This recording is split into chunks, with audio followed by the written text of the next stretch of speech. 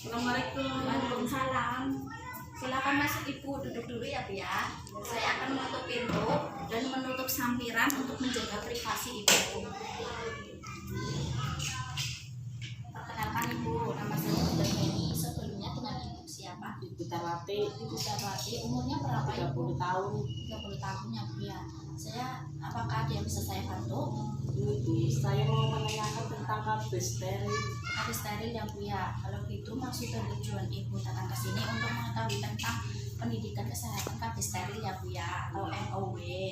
Sebelumnya apakah Ibu sudah mendengar KB steril itu apa? Belum ya Bu. Kalau gitu saya akan menjelaskan pengertian KB MOW atau steril terlebih dahulu ya Bu ya.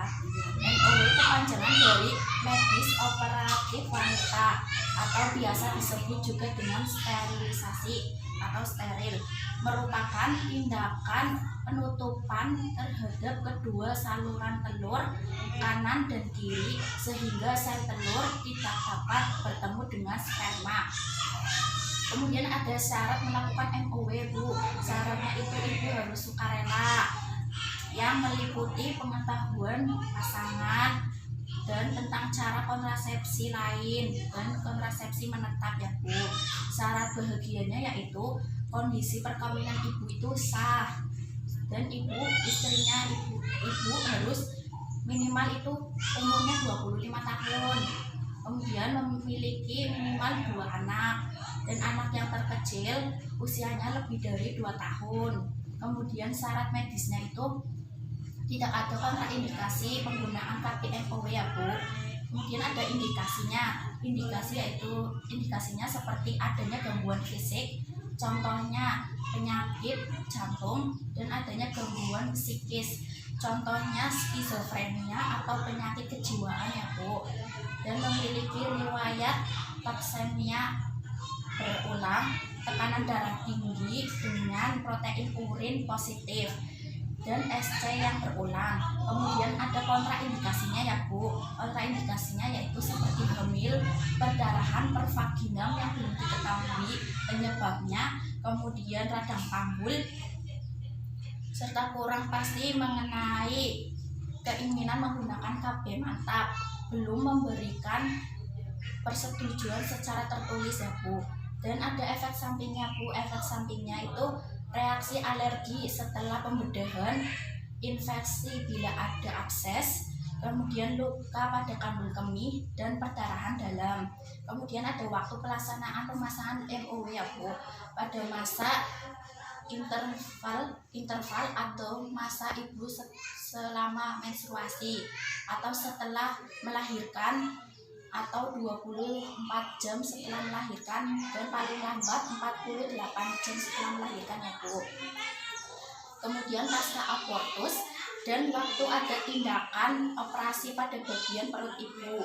Kemudian keuntungan KB MOW yaitu sangat efektif, tidak mempengaruhi produksi ASI, tidak mempengaruhi hubungan seksual atau mengganggu hubungan seksual ya Bu.